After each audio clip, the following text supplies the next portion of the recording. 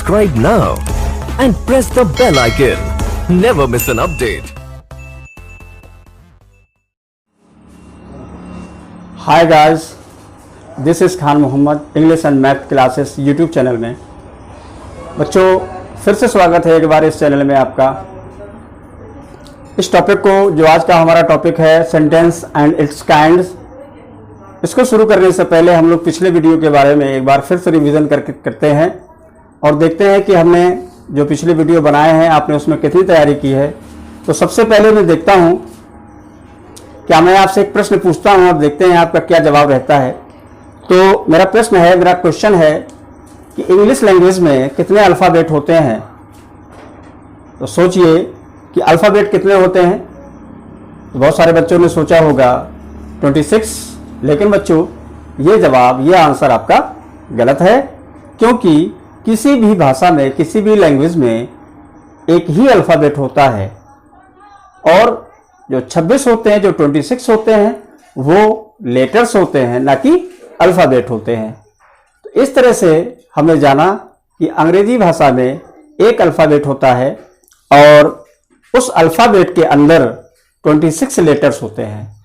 अब ये जानना जरूरी है कि 26 जो लेटर्स होते हैं उनके प्रकार कितने होते हैं बोलने की दृष्टि से। तो देखते हैं कि अल्फ़ाबेट को दो भागों में बांटा गया है। नंबर फर्स्ट वॉयल्स होते हैं और दूसरा कैंसोनेंट होता है। वॉयल्स कौन से होते हैं?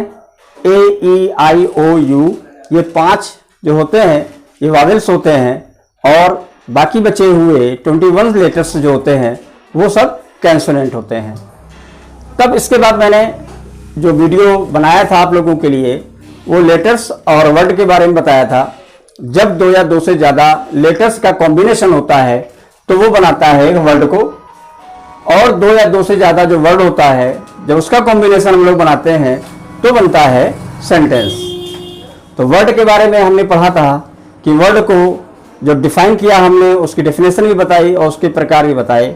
जैसे सिंपल वर्ड होता है, कंपाउंड वर्ड होता है और कॉम्प्लेक्स वर्ड होता है और पैलिंड्रोमिक वर्ड भी होता है। उसके तमाम मैंने एग्जाम्पल भी आपको बताए थे, आपने सीखे होंगे। साथ ही साथ हमें ये भी देखना है कि जो वर्ड होता है, वर्ड का मतलब ये नहीं कि लेटर्स का कॉम्बिनेशन बना दिया और उसका वो वर्ड हो गया। उसमें कंप्लीट सेंस निकलना चाहिए, उसका अर्थ निकलना चाहिए। अगर उसमें अर्थ नहीं निकल रहा है, सपोज मान लीजिए जैसे मैंने लिख दिया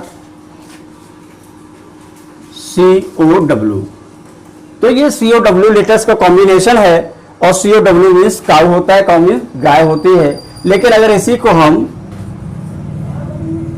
WOC या OWC कर दें तो ये एक वर्ड नहीं कहलाएगा, क्योंकि इसका कोई मीनिंग अंग्रेजी में नहीं होता है। तो इस तरह से अगर लेटर्स के कॉम्बिनेशन को हम वर्ड कहते हैं जब उसमें कंप्लीट सेंस निकलता है, उसी प्रकार से जब हम वर्ड्स को का जो कॉम्बिनेशन होता है उससे एक सेंटेंस बनता है। लेकिन सेंटेंस बनाने में जब सेंटेंस बन जाए तो उसका एक कंप्लीट मैसेज होना चाहिए। अगर मैसेज नहीं होता है, बात समझ में नहीं आती है, तो भी वो भी सेंटेंस नहीं कहलाएगा। इसके लिए हम समझ सकते हैं जिस तरह से कोई भी वर्ड रख दिए जाए बहुत सारे और उसका कॉम्बिनेशन बनाया जाए, सेंटेंस बनाया जाए, लेकिन अगर कंप्लीट सेंस नहीं निकल रहा है तो वो सेंटेंस नहीं कहलाता है। चलो चर्चा करते हैं आज के टॉपिक के बारे में। जैसा कि आज देख रहे हैं आप, स्ट्रक्चर बनाया हुआ है सेंटेंस एंड इट्स टाइप्स। तो इन सेंटेंसों में हमने देखा कि सेंटेंस की डिफिनेशन है और उसमें सेंटेंस के हमने यहाँ पे 5 भाग लिखे हुए हैं जो टाइप्स हैं उसके: assertive and declarative sentence, interrogative sentence, imperative sentence, exclamatory sentence और ऑपरेटिव सेंटेंस। तो ये वैसे 4 होते हैं सेंटेंस, लेकिन यहाँ पे 5 हैं: स्वीकारात्मक वाक्य, प्रश्न सूचक वाक्य, आज्ञा सूचक वाक्य, विस्मयादि बोधक वाक्य और इच्छावाचक वाक्य। तो हमने जाना अभी तक जो मैंने बताया कि लेटर्स जो होते हैं उनके कॉम्बिनेशन से वर्ड बनता है, वर्ड के कॉम्बिनेशन से सेंटेंस बनता है और सेंटेंस के कॉम्बिनेशन से एक पैराग्राफ बनता है। यानी अक्षर को जोड़ने से, 2 या 2 से ज्यादा अक्षरों को जोड़ने से एक शब्द बनता है और 2 या 2 से ज्यादा अधिक शब्दों को जोड़ने से एक वाक्य बनता है और वाक्यों को आपस में मिला देने से, जोड़ देने से एक पैराग्राफ तैयार होता है। तो बच्चों, इतनी बात आपके समझ में आई होगी। पिछला वीडियो आपने देखा हो, जो जिन बच्चों ने ना देखा हो वो हमारे डिस्क्रिप्शन लिंक पे जाएं, वहां पे देखें या कि हमारे पिछले वीडियो पड़े हुए हैं, वहां से हमारे वीडियो को देख सकते हैं, सीख सकते हैं। चलो देर ना करते हुए इस टॉपिक के बारे में भी आज चर्चा कर लेते हैं। बहुत इंटरेस्टिंग टॉपिक है और देखते हैं sentence and its types.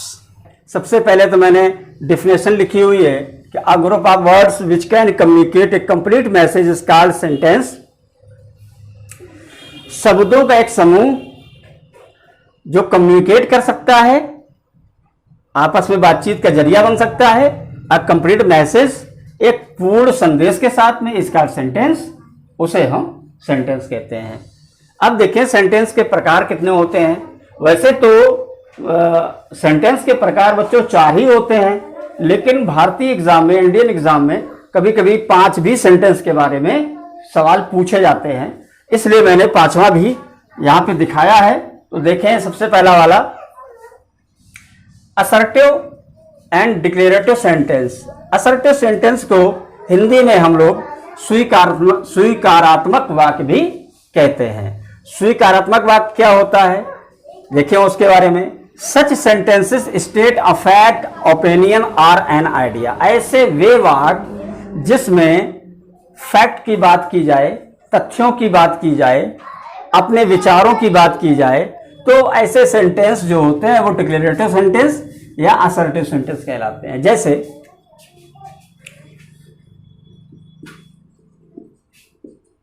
Ram is a good boy. ये जो सेंटेंस है कि राम एक अच्छा लड़का है, तो इसका मतलब ये हुआ कि जरूरी नहीं है कि राम एक अच्छा लड़का हो, ये किसी का विचार हो सकता है, अच्छा भी हो सकता है, नहीं भी हो सकता है। तो ऐसे सेंटेंस जो होते हैं वो ओपिनियन में आते हैं। ये किसी व्यक्ति का विचार हो सकता है, जरूरी नहीं है कि ये बात सच हो या ना हो। इसी तरीके से अगर ये कह दिया जाए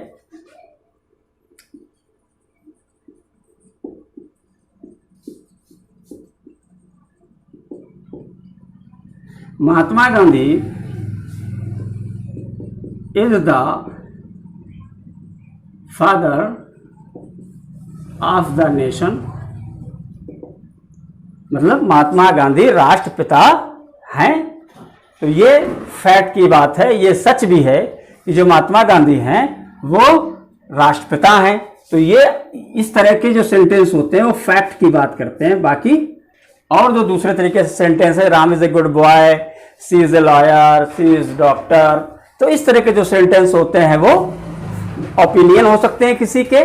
और जो इस तरह के सेंटेंस होते हैं, Mahatma Gandhi is the father of the nation, prime, अब जैसे सेंटेंस बोल दिया जाए Narendra Modi is the prime minister of India, तो नरेंद्र मोदी भारत के प्रधानमंत्री हैं, तो ये बात सच भी है। ये बात सच हो सकती है या झूठ हो सकती है, तो झूठ का तो सवाल ही नहीं होता, क्योंकि हमें पता है कि नरेंद्र मोदी जी जो है भारत के प्रधानमंत्री हैं। तो ये फैक्ट होता है, जो बात सच होती है उसको फैक्ट के दायरे में आती है। और जो बात हो सकता है कि सच हो, जरूरी नहीं कि सच हो, गलत भी हो सकती है। तो ऐसे जो सेंटेंस होते हैं वो किसी व्यक्ति के विचार हो सकते हैं, वो फैक्ट नहीं हो सकते हैं, वो आइडिया हो सकता है किसी का। और इन सेंटेंसों में क्या होता है कि सर्टेन सेंटेंस में कोई बात किसी से कही जाती है, इन्फॉर्म किया जा सकता है या किसी को बताया जाता है। ये चीजें असर्टिव या डिक्लेरेटिव सेंटेंस में पाई जाती हैं कि कोई बात किसी व्यक्ति को कहता है या कोई बात किसी व्यक्ति को इन्फॉर्म करता है, सूचित करता है, या किसी आदमी को कोई बात बताता है। चलते हैं नेक्स्ट सेंटेंस में। देखें अगला है इंट्रोगेटिव सेंटेंस। इंट्रोगेटिव सेंटेंस क्या होता है? इंट्रोगेटिव सेंटेंस, अच्छा, इंट्रोगेटिव सेंटेंस वे सेंटेंस होते हैं जिसमें कोई व्यक्ति किसी व्यक्ति से प्रश्न पूछता है, बात नहीं बताता है, प्रश्न पूछता है। तो प्रश्न पूछने में इस तरह के, जैसे इसमें डिफिनेशन लिखी है मैंने, such sentences are used to ask question. कुछ वाक्य ऐसे होते हैं जिसमें प्रश्न पूछे जाते हैं। तो अक्सर इस वाक्यों में क्या होता है कि कोई व्यक्ति किसी व्यक्ति से सवाल करता है, प्रश्न करता है। जैसे डू यू ईट फूड? क्या तुम खाना खाते हो? क्या तुम खाना खाते हो? तो अब ये किसी ने सवाल किया है, प्रश्न किया है, क्वेश्चन किया है, और इस सेंटेंस की सबसे पहचान क्या होती है कि वाक्य के आखिर में क्वेश्चन मार्क होता है, और असर्टिव और डिक्लेरेटिव सेंटेंस में क्या होता है कि वाक्य के अंत में एक फुल स्टॉप लगा होता है यहाँ पे ऐसे। लेकिन जो इंटरोगेटिव सेंटेंस होते हैं उस पे क्वेश्चन मार्क लगा होता है, सवाल पूछा जाता है। कोई भी सवाल पूछ सकते हैं आप कहाँ रहते हैं? Where do you live? आप कहाँ रहते हैं? In which class do you read? तुम किस कक्षा में पढ़ते हो? What is the name of your school? तुम्हारे स्कूल का नाम क्या है? इस तरह के जितने भी सब सेंटेंसेस होते हैं वो सब इंटरोगेटिव सेंटेंस कहलाते हैं। कुछ के जवाब जो होते हैं, कुछ सेंटेंसों के जवाब जो होते हैं, जो आंसर होते हैं, वो या यस या नो में मिलते हैं। लेकिन कुछ ऐसे प्रश्नवाचक शब्द होते हैं जिनके जवाब यस और नो में नहीं दिए जा सकते हैं। जैसे अगर कोई आदमी पूछे वेयर डू यू लिव? आप कहाँ रहते हैं? तो इसका यस या नो में जवाब देना बहुत मुश्किल हो जाएगा, दे ही नहीं पाएंगे आप। इसके लिए आपको पूरा आंसर देना पड़ेगा कि आई लिव इन कानपुर, या जहां भी है, जो भी सिटी है, जो भी गांव है, आप वहां पर उसका नाम लिखेंगे। तो ये होते हैं WH वाले क्वेश्चन वर्ड। WH के क्वेश्चन वर्ड होते हैं, उसमें ज्यादातर आपको यस या नो में आंसर नहीं देना पड़ता है, उसमें आपको आंसर पूरा कंप्लीट सेंटेंस के साथ में देना रहता है। इस तरह से हमने असर्टिव सेंटेंस, इंटरोगेटिव सेंटेंस के बारे में देखा। इसमें प्रश्न पूछे जाते हैं और असर्टिव सेंटेंस में बताया जाता है, इन्फॉर्म किया जाता है, कहा जाता है। इसके बाद आता है तीसरा वाला सेंटेंस। तीसरे वाले सेंटेंस में क्या है? थर्ड सेंटेंस में इंपेरेटिव सेंटेंस। इंपेरेटिव सेंटेंस बच्चों बहुत कमाल का सेंटेंस है। इस सेंटेंस को पढ़ना बहुत जरूरी है, और अक्सर जो है हम लोग इसी पे गलती करते हैं। इस पे 4-5 चीजें होती हैं। इंपेरेटिव सेंटेंस में कमांड पाया जाता है, ऑर्डर पाया जाता है, रिक्वेस्ट पाया जाता है, सजेस्ट पाया जाता है, एडवाइस पाया जाता है। Such sentences are used to permit command और रिक्वेस्ट। ऐसे वाक्य जिनके अंदर परमिशन दी जा रही हो, कमांड किया जा रहा हो, रिक्वेस्ट की जा रही हो, ऐसे सेंटेंसों को हम लोग इंपेरेटिव सेंटेंस कहते हैं। अब इसको समझने के लिए मान लीजिए कि अगर लिख दिया जाए गो अवे, बाहर जाओ, या जाओ, गो अवे बाहर जाओ, गेट आउट, बाहर जाओ है। तो यहां पे हम लोग देखें कि दिखाया, इसमें क्या दिखाया जा रहा है? इसमें ऑर्डर दिया जा रहा है, ऑर्डर दिया जा रहा है, ऑर्डर का भाव पाया जा रहा है, आदेश का भाव पाया जा रहा है। या जैसे कह दें attack the enemy, attack the enemy, दुश्मन पर हमला करो। तो इसमें क्या है? इसमें कौन सा भाव पाया जा रहा है? इसमें कमांड का भाव पाया जा रहा है, इसमें ऑर्डर का भाव पाया जा रहा है। अगर मैं ये कह दूं please give me your pen, कृपया मुझे अपना पेन दीजिए, तो अब यहाँ पे रिक्वेस्ट का भाव है, ना कि ऑर्डर का भाव है। किसी को आदेश देकर किसी से पेन नहीं लिया जा सकता है। इसी तरीके से जब सेंटेंस आप बोलेंगे please give me your pen, तो आप देखेंगे कि इस पे रिक्वेस्ट का भाव पाया जा रहा है। तो इस तरह के भी सेंटेंस इंपेरेटिव सेंटेंस के अंतर्गत आते हैं। अब देखें सजेस्ट, देखें एडवाइस, देखें सजेस्ट, एडवाइस समथिंग समथिंग एक तरीके होते हैं। जैसे अगर कहें आप ओबे योर पेरेंट्स, अपने माता पिता का कहना मानो, सजेशन है नहीं? ऐसे वॉक टू द लेफ्ट, बाएं चलो, अन्यथा फला फला हो जाएगा, ये हो जाएगा, वो हो जाएगा। तो कुछ सेंटेंस इस तरह के होते हैं जिसमें सजेशन होता है, क्योंकि अगर वो ऐसा नहीं करेंगे तो आप नुकसान में जाएंगे, तो कुछ लोग सजेस्ट करते हैं। तो इस तरह के जो सेंटेंस होते हैं वो हम इंपेरेटिव सेंटेंस के अंतर्गत उन्हें रखते हैं, जिसमें कमांड, ऑर्डर, रिक्वेस्ट, सजेस्ट और एडवाइस वगैरह दिया जाता है। इसके बाद आता है एक्सक्लेमेटरी सेंटेंसेस। एक्सक्लेमेटरी सेंटेंसेस जैसा कि नाम है, एक्सक्लेम करना, आश्चर्य करना। इन वाक्यों की इम्परेटिव सेंटेंस की एक और चीज है, मैं बता दूं आपको कि इम्परेटिव सेंटेंस के जितने भी सेंटेंस लिखे जाते हैं इसमें जो यू होता है, जो सब्जेक्ट होता है वो हाइड होता है ना, लेकिन उसमें लगा सब में होता है you go away, you get out, सब में यू लगा होता है। तो यू को हाइड कर दिया जाता है लेकिन यू उस पर छिपा हुआ होता है। इसी तरीके से अगर हम एक्सक्लेमेटरी सेंटेंसेस को देखें तो इसमें एक्सक्लेम झड़कता है, यानी कि आश्चर्य वगैरह होता है। तो होता क्या है इसमें कि जब कोई व्यक्ति किसी चीज को अचानक देखता है या अचानक उसको खबर किसी चीज से इन्फॉर्म किया जाता है तो हृदय से अंदर से एक अचानक जब आवाज बाहर निकलती है, तो ऐसे सेंटेंस जब बोले जाएं, ऐसे समय पे जब सेंटेंस बोले जाते हैं तो वो एक्सक्लेमेशन सेंटेंस कहलाते हैं। उन सेंटेंसों के आखिर में एक मार्क लगा होता है जो एक्सक्लेमेशन साइन कहलाता है, ऐसे करके, है ना, देखा होगा आप लोगों ने। तो इस तरह के सिंबल्स आते हो उस पर। तो एक्सक्लेम में जैसे अगर कह दिया जाए वाओ, है ना, तो एकदम अंदर वाओ, जैसे अलास शी इज डेड, हाय वो मर गई, या hurray we won the match, हम मैच जीत गए, हुर्रे आता है, या वेल डन आता है, या amazing what the picture is. इस तरह के सेंटेंस जो होते हैं, हाउ ही वर्क्स हार्ड, वो कितनी मेहनत करता है। तो इस तरह के जो सेंटेंस होते हैं, जैसे हाउ ही वर्क्स हार्ड और exclamation sign, what a pity, amazing, hurray,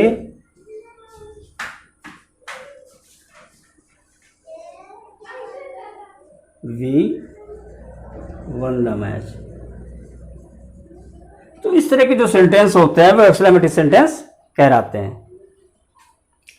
अब देखेंगे, हमने समझा असर्टिव सेंटेंस को समझ लिया, इंट्रोगेटिव सेंटेंस को समझ लिया, इंपरेटिव सेंटेंस को समझा और एक्सक्लेमेटरी सेंटेंस को समझा।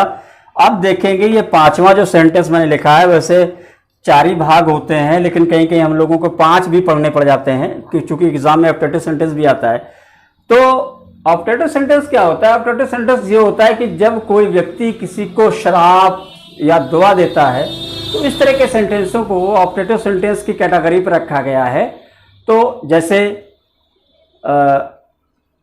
मे गॉड ब्लेस यू, ईश्वर आपको अच्छा रखे, may God long live.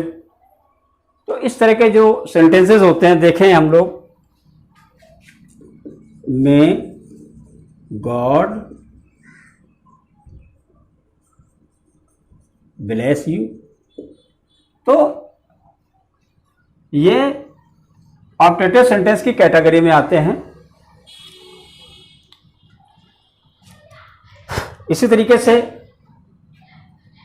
May you live long,